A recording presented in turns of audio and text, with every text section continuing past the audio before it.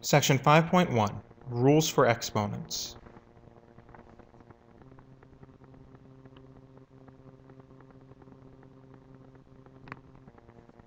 So first, a quick review of the basic idea for exponents. Remember that if we have b to the nth power, that means we have the factor b repeated n times. So 2 to the fourth means 2 times 2 times 2 times 2, which can be evaluated as 16. Negative 5 to the second means negative 5 times negative 5, which is positive 25. However, the opposite of 5 to the second power says we have negative and 5 times 5. So remember, in this earlier example, the exponent was applying to the entire negative 5, whereas in this current example, the exponent is applying only to the 5. 5 times 5 is 25. Changing the sign is negative 25.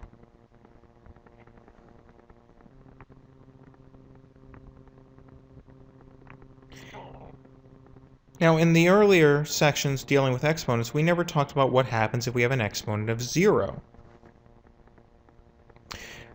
Well, let's build a pattern and see what happens.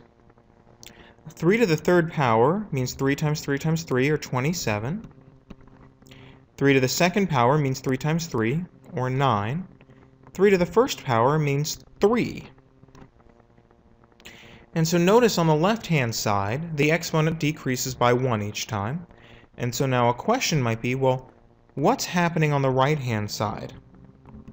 How can I get from 27 to 3 and from 9 to, how can I get from 27 to 9 and from 9 to 3? Well, 27 divided by 3 is 9. 9 divided by 3 is 3.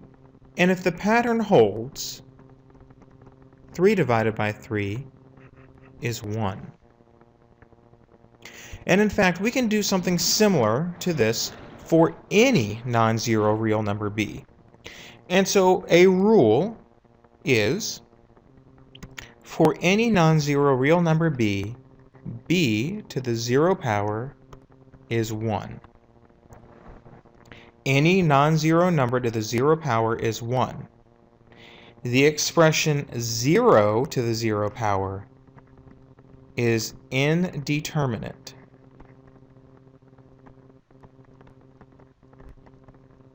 We are not sure what number it is. It's not something we generally have to worry about. We do want to know this. B to the 0 is 1.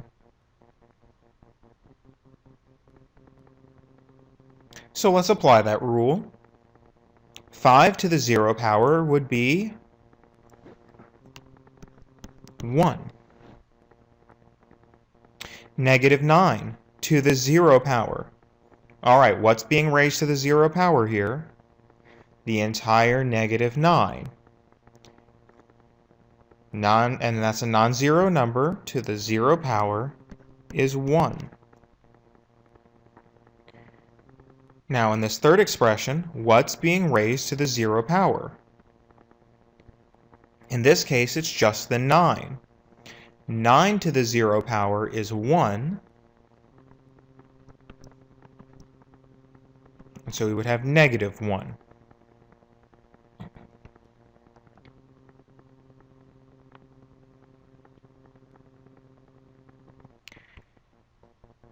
Let's build a pattern.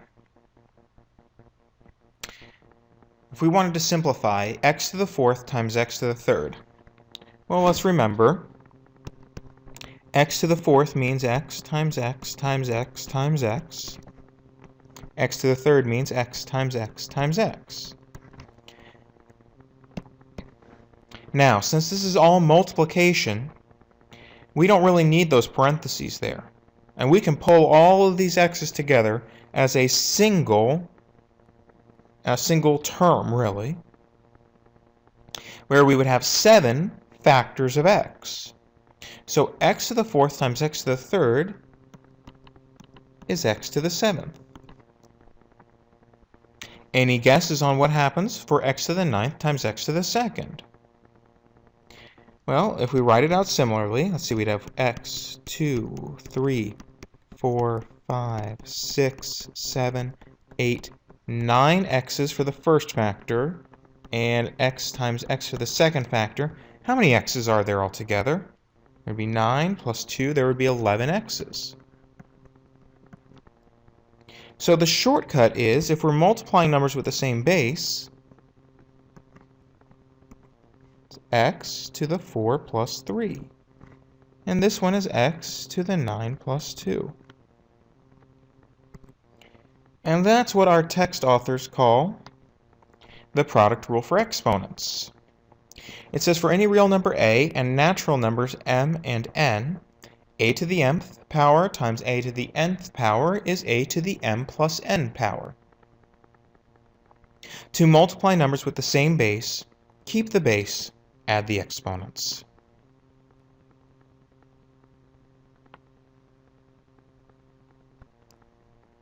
So, for example, if we had y to the 5th times y to the 11th, this can be simplified as y to the 5 plus 11, or y to the 16th power. 2 to the 3rd times 2 to the 6th, we're just multiplying numbers with the same base. Leave the base alone, add the exponents. So this would be 2 to the 9th. It says simplify. Now we could evaluate this by multiplying that out 2 times however many there are, but that's not the point here. 2 to the 3rd times 2 to the 6th is the same as 2 to the 9th. Now in this third exercise, we have 3x to the 4th being multiplied by 7x squared. Well, this is all a bunch of multiplication here. So I'm allowed to rearrange and regroup it. And I'm going to rearrange it like this. 3 times 7 by x to the 4th by x squared. And so that would be 21 times x to the 4 plus 2, or 21 x to the 6th.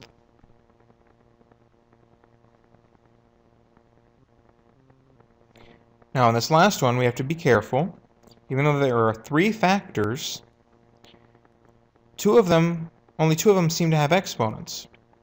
Well, one thing to remember here is that if we don't see an exponent, we can always remember that there's an exponent of 1.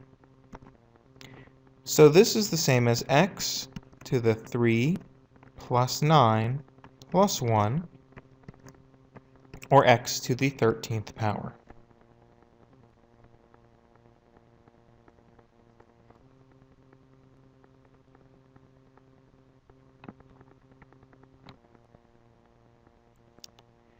Now what if we had x to the 4th being multiplied by x squared minus 9x?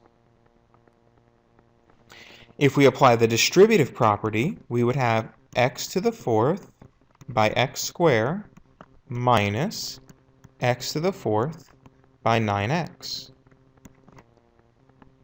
First term is easy now. That would be x to the 4 plus 2.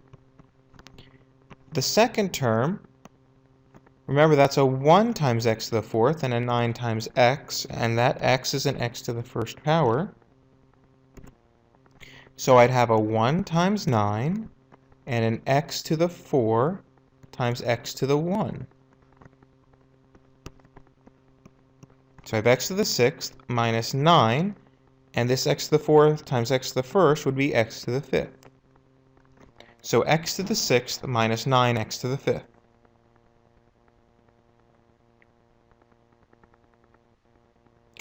Now this one, I have x plus y to the 3rd multiplied by x plus y. What we need to see here is that we really just have a base to the 3rd power being multiplied by the same base to the 1st power. So this would be the same as base to the 3 plus 1 power, which is x plus y to the 4th power. Now, a word of caution.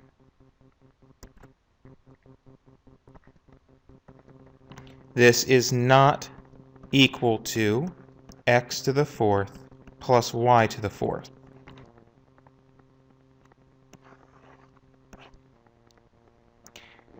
In a later algebra course, you may learn how to expand x plus y to the fourth, but I need you to know that it is not x to the fourth plus y to the fourth.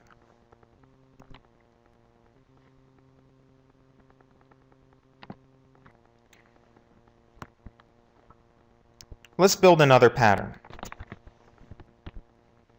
Let's suppose we had x to the fourth to the third power.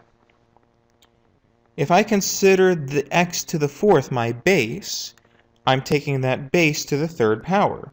So that really means x to the fourth times x to the fourth times x to the fourth. Using our previous rule, that would be x to the 4 plus 4 plus 4, and so that's x to the 12th. Notice that there are 3 4s in this addition. X to the 9th to the second power would be x to the 9th times x to the 9th, which would be x to the 9 plus 9, or x to the 18th. Notice that there are 2 9s in that sum.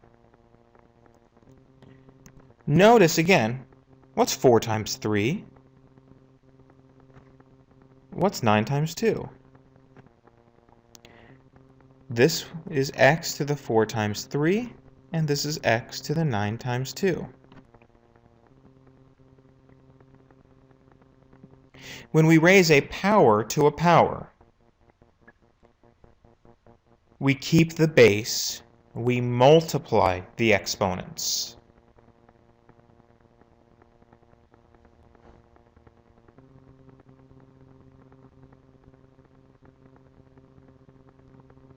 So for example, if I had z to the 7th to the third power, that would be the same as z to the 7 times 3, z to the 21st power.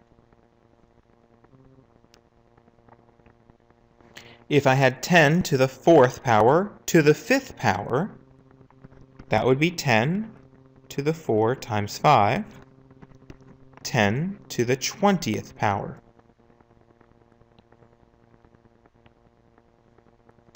If I had a to the 3rd to the 2nd times a to the 6th to the 4th, now here we have to be careful.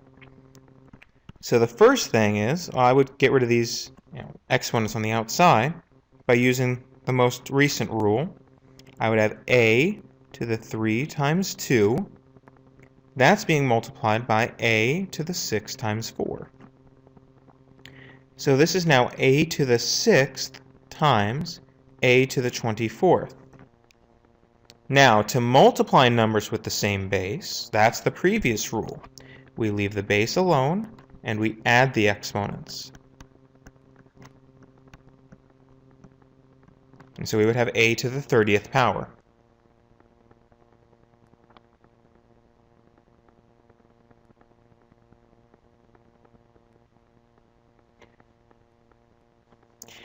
Now we have x to the 3rd to the 9th being multiplied by 4x to the 2nd. Using the power to a power rule, we would have x to the 3 times 9, and that's being multiplied by 4x squared. So that's x to the 27th times 4x squared.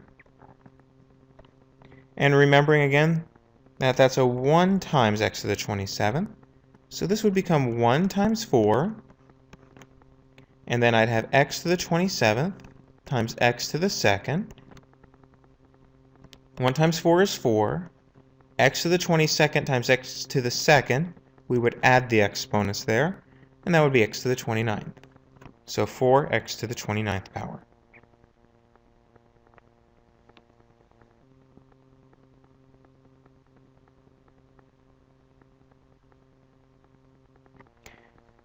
Building another pattern. If I had x times y to the 3rd power, that really means x times y times x times y times x times y.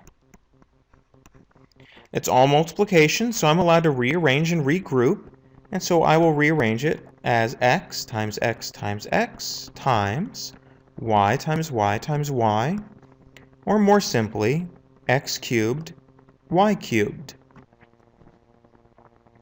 So when we have a product of numbers raised to a power, that exponent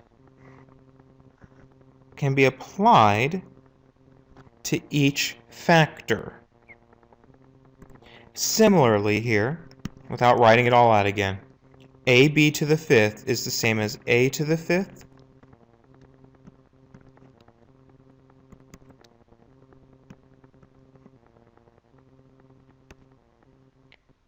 a to the fifth, b to the fifth. And again, that 5 applies to both factors.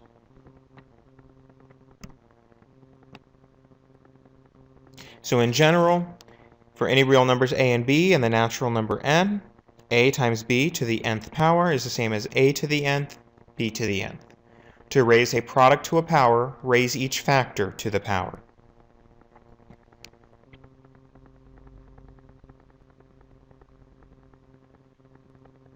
So for example, if I had the quantity 2x raised to the fifth power, that's the same as 2 to the fifth times x to the fifth. And if we wanted to simplify this further, 2 to the fifth is, let's see, 2 times 4, 8, 16, 32. 2 to the fifth is 32 x to the fifth. Similarly, if we had 3x squared to the fourth power, that would be 3 to the fourth, and then we would have times x squared to the fourth.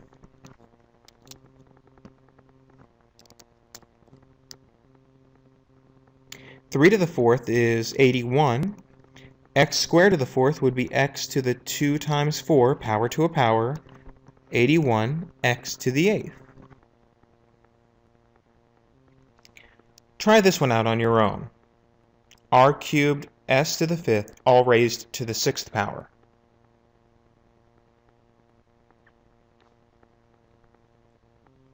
So we have a product to a power. I see r cubed times s to the fifth, and that's being raised to the sixth.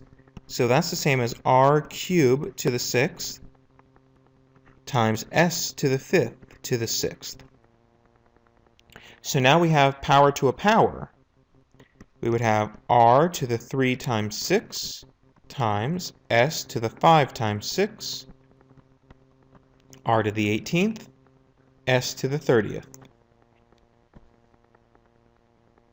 Why don't you try this last one on your own as well?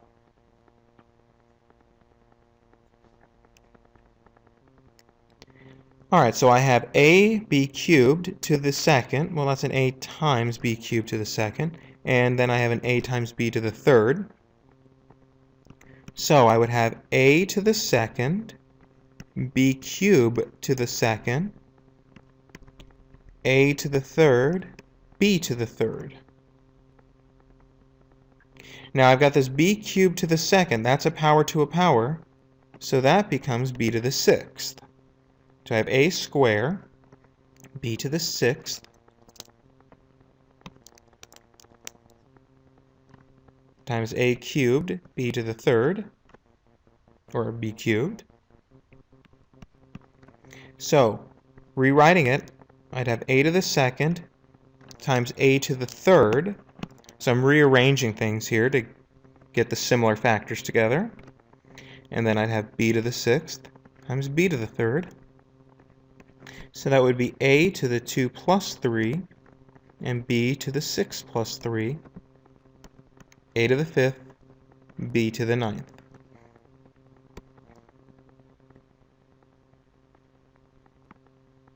Alright, one more pattern here. What if we raise a fraction to a power?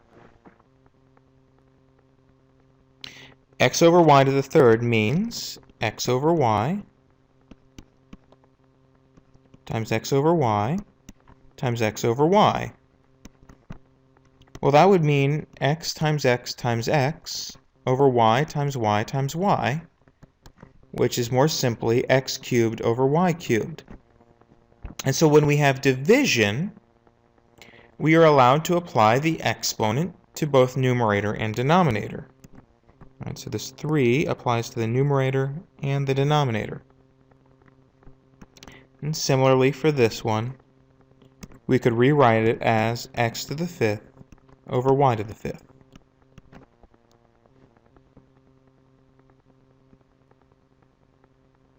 This is called raising a quotient to a power. To raise a quotient to a power, raise the numerator and denominator to the power.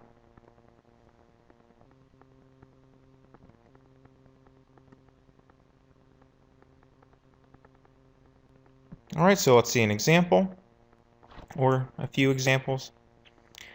If we had 5/4 to the 3rd power, that can be written as 5 to the 3rd over 4 to the 3rd.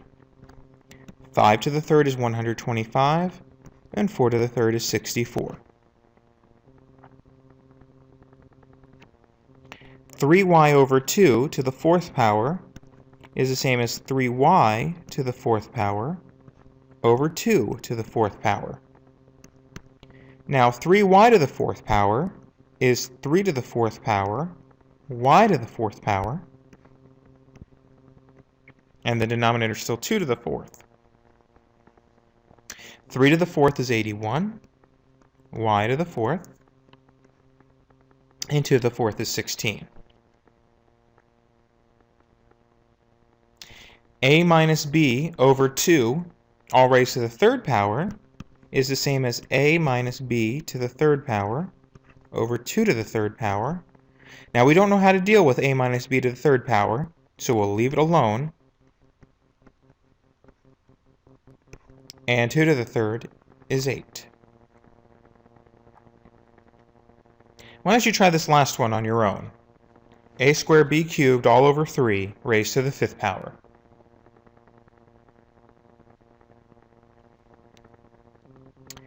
Alright, so we have a quotient here.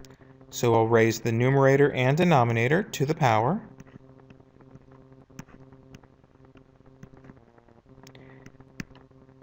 Now I've got a product to the power, so I'll raise each of those factors to the power. So I've got a squared to the 5th, b cubed to the 5th, over 3 to the 5th. Now I have power to a power. A to the 2nd to the 5th would be a to the 10th, multiplying exponents. B to the 3rd to the 5th would be b to the 15th. And 3 to the 5th ends up being 243. So a to the 10th, b to the 15th over 243.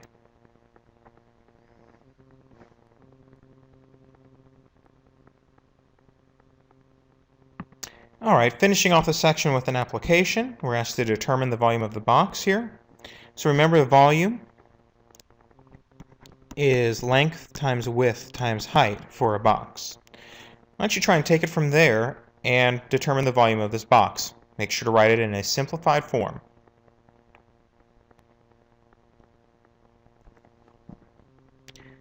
Alright, so the volume would be 5x by x by 3x. Rearranging, I'd have, 5 times 3 times x times x times x. And so that would be 15x cubed. And we aren't given units, so we might write cubic units. Since we weren't told, was it feet or meters, we weren't told, so we'll just write cubic units.